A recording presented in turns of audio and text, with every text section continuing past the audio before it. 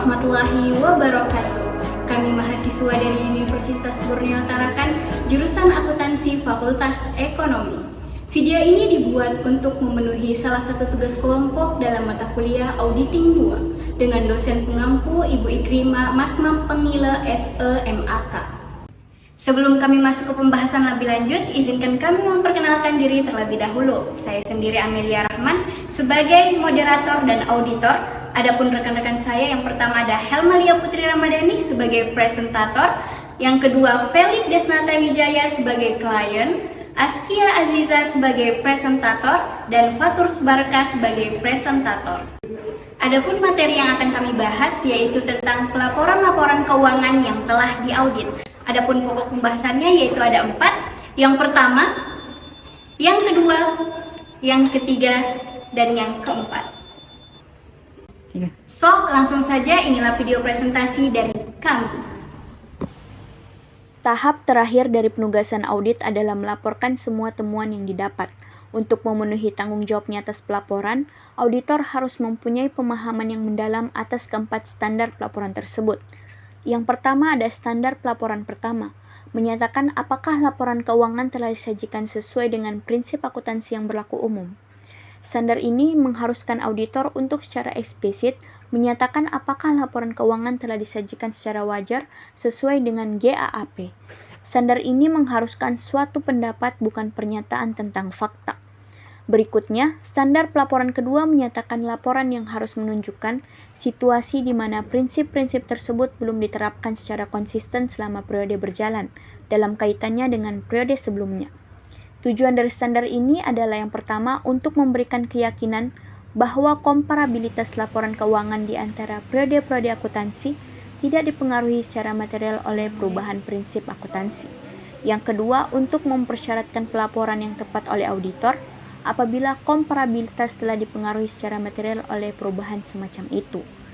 Selanjutnya, standar pelaporan ketiga menyatakan pengungkapan informatif dalam laporan keuangan dianggap cukup memadai, kecuali dinyatakan lain dalam laporan audit. Pengungkapan informatif atau informative disclosures menyatakan hal-hal material yang berkaitan dengan bentuk, susunan, dan isi laporan keuangan serta catatan yang menyertainya. Dan yang terakhir, standar pelaporan keempat menyatakan laporan yang harus memuat pernyataan pendapat mengenai laporan keuangan secara keseluruhan, atau asersi yang menjelaskan bahwa suatu pendapat tidak dapat dinyatakan. Apabila suatu pendapat secara keseluruhan tidak dapat diberikan, maka alasannya harus disebutkan. Keempat, standar audit yang berlaku umum untuk pelaporan dipenuhi dengan menerbitkan suatu laporan auditor dalam bentuk yang sesuai. Meskipun laporan standar diterbitkan dalam sebagian besar audit, namun sejumlah variasi yang terbatas atau penyimpangan dari laporan standar disyaratkan untuk digunakan dalam situasi-situasi tertentu. Penyimpangan dari laporan standar terjadi apabila auditor menyimpulkan bahwa bahasa penjelasan harus ditambahkan pada laporan itu masih menyatakan pendapat wajar tanpa pengecualian. Dapat saja terjadi situasi di mana bahasa penjelasan ditambahkan pada laporan tetapi auditor masih menyatakan pendapat wajar tanpa pengecualian atas laporan keuangan bersangkutan. Berikut ini daftar situasi yang mengakibatkan penambahan informasi penjelasan pada laporan standar dengan pendapat wajar tanpa pengecualian. Ketidaksesuaian dengan prinsip-prinsip akuntansi yang dirumuskan yang diperlukan untuk kewajaran penyajian dalam situasi yang tidak biasa. Inkonsistensi dalam prinsip-prinsip akuntansi yang dipertanggungjawabkan sesuai dengan GAAP. Keraguan yang substansial tentang kelangsungan usaha atau entitas yang dipertanggungjawabkan sesuai dengan GAAP. Penekanan suatu hal oleh auditor. Pendapat berdasar sebagian dari laporan auditor di mana tidak ada pembatasan ruang lingkup dan ketidaksesuaian dengan GAAP. Jenis pendapat yang berbeda harus dinyatakan pada laporan keuangan itu. Auditor dapat menyimpulkan bahwa pendapat wajar tanpa pengecualian tidak dapat diberikan dalam kasus itu.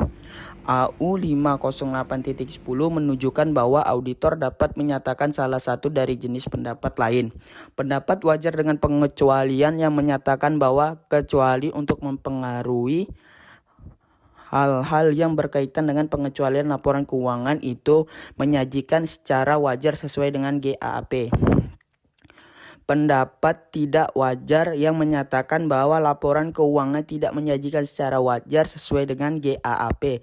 Penolakan memberikan pendapat yang menyatakan bahwa auditor tidak menyatakan pendapat atas laporan keuangan. Pengaruh situasi yang mengakibatkan penyimpangan dari laporan standar. Pembatasan ruang lingkup. Dalam suatu audit yang dilakukan sesuai dengan GAAP, auditor dapat melaksanakan semua prosedur audit yang dianggap perlu dalam situasi bersangkutan. Dari prosedur-prosedur ini, auditor diharapkan akan mendapatkan bukti kompeten yang mencukupi sebagai dasar untuk memberikan pendapat atas laporan keuangan.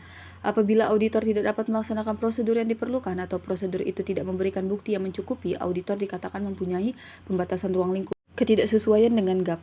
Apabila laporan keuangan klien mengandung ketidaksesuaian dengan GAAP, maka pengaruhnya terhadap laporan auditor akan berbeda atas dasar apakah hal ini merupakan ketidaksesuaian yang diperlukan dengan GAAP yang dirumuskan atau ketidaksesuaian lain dengan GAAP.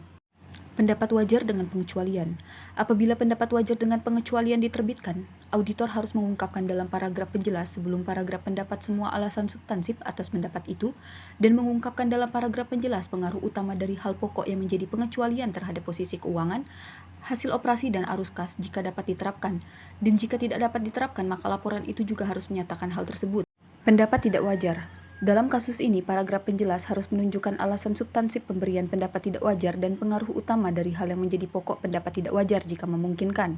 Dan paragraf pendapat harus menyatakan bahwa karena pengaruh hal-hal yang diuraikan dalam paragraf penjelas, maka laporan keuangan tidak menyajikan secara wajar. Inkonsistensi dalam prinsip-prinsip akuntansi.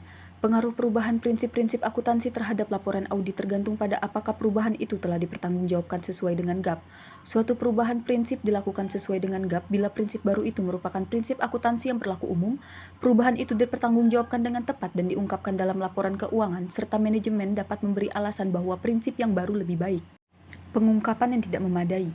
Jika laporan keuangan dan catatan yang menyertainya tidak dapat mengungkapkan informasi yang disyaratkan dalam GAAP, maka laporan keuangan itu tidak disajikan secara wajar. Dalam kasus demikian, auditor harus menyatakan pendapat wajar dengan pengecualian atau pendapat tidak wajar karena ketidaksesuaian dengan GAAP dan ada penyimpangan dari laporan standar. Pertimbangan pelaporan lain. Di bagian ini akan membahas tanggung jawab pelaporan berkaitan dengan 4 situasi tambahan.